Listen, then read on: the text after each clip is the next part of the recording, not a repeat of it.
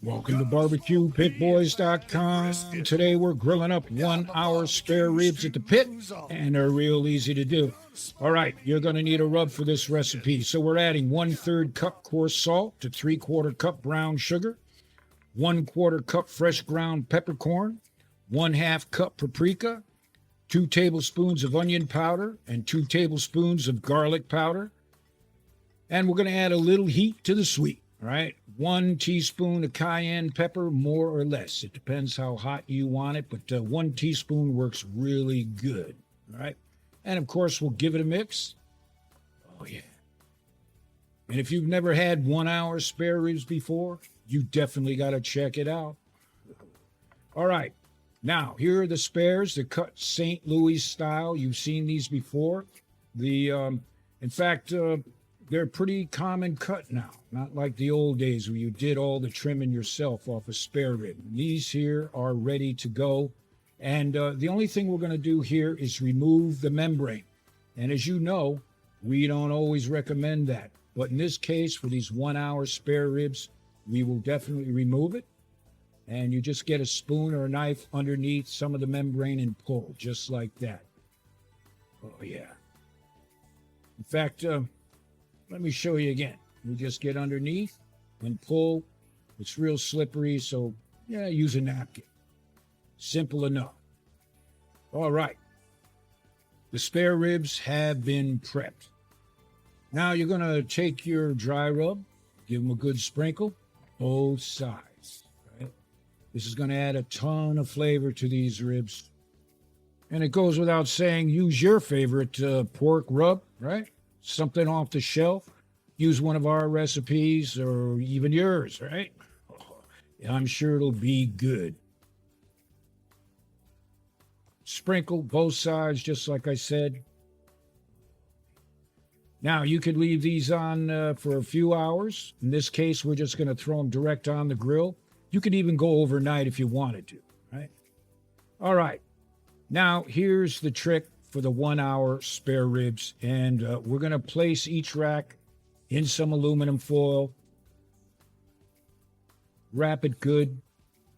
You want to keep all the moisture inside, right? We're using some real heavy-duty aluminum foil. You may have to double wrap yours, whatever, but wrap them good to trap all the moisture inside, right? Oh, yeah. Now, don't mind the haters that'll come in here and say, oh, yeah, you can't do ribs in 1 hour. Those are the rib pigs. Their way is the only way, usually, but let me tell you, this works really good. It's like doing a pork chop, right? But we're just using ribs. Now, we've got our Santa Maria grill here. You use what grill you have, and we're going to place them directly over the hot coals. Just like that. And we're at a medium heat. And of course, we're able to adjust the heat by simply raising or lowering the rack. Just like that. Now, like I said, this is going to take about an hour over direct heat, low to medium heat. Right? And through the miracle of time, it's been about an hour. And we're going to pull them off the grill. Now, during this time, these ribs have been simmering in all the juices and the fat of the spare ribs.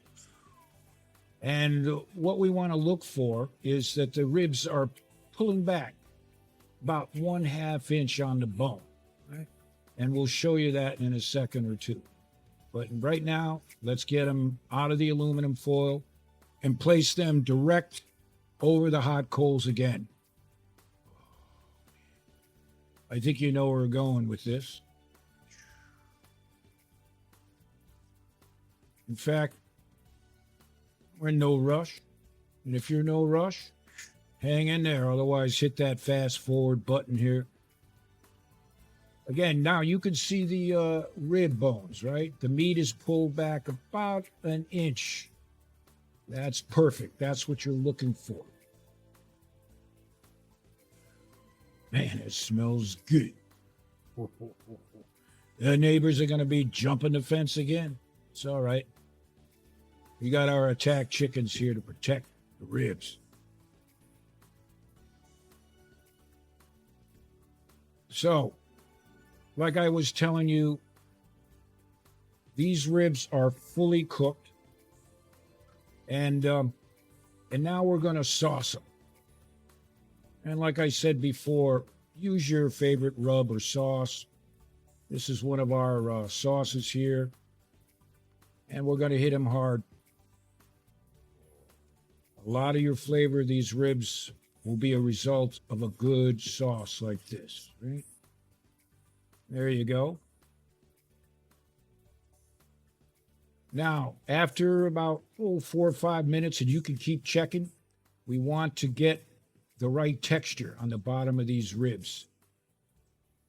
So now we'll just flip them.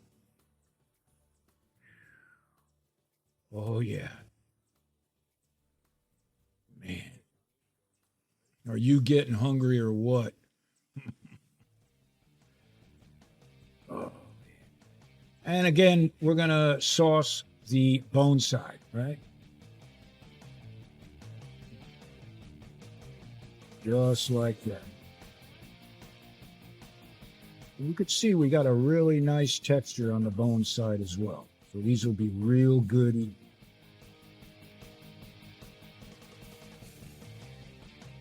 All right. We're going to bring it a little bit closer to the heat. And we got them just the way we want. Flip them one more time, just so that sauce sets up on the bone side. Yeah.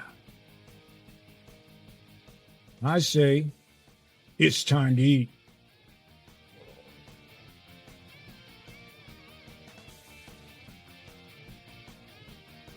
Now, of course, the rib pigs are going to say, well, they're not going to be as tender, but I'll tell you what, they're pretty tender as is. You don't have to do the 4-hour wait. You can do them like this, and they come out pretty damn good. A bit of a different texture, of course, but excellent nonetheless. All right, let me cut some of these up. Yeah. Like I said, pretty tender. Going to have full of flavor, a lot of moisture.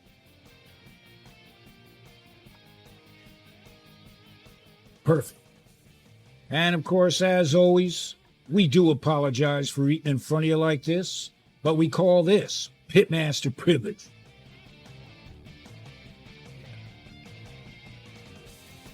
Got it. So don't let anybody tell you you can't do ribs in an hour. You can do it. It's old school. It was the old braising technique that your mama used to use, or your grandmama, right? Yeah, and she threw them in the oven. Well, doing them this way, and then also throwing them on some hot coal for that extra flavor is perfect. Oh, baby.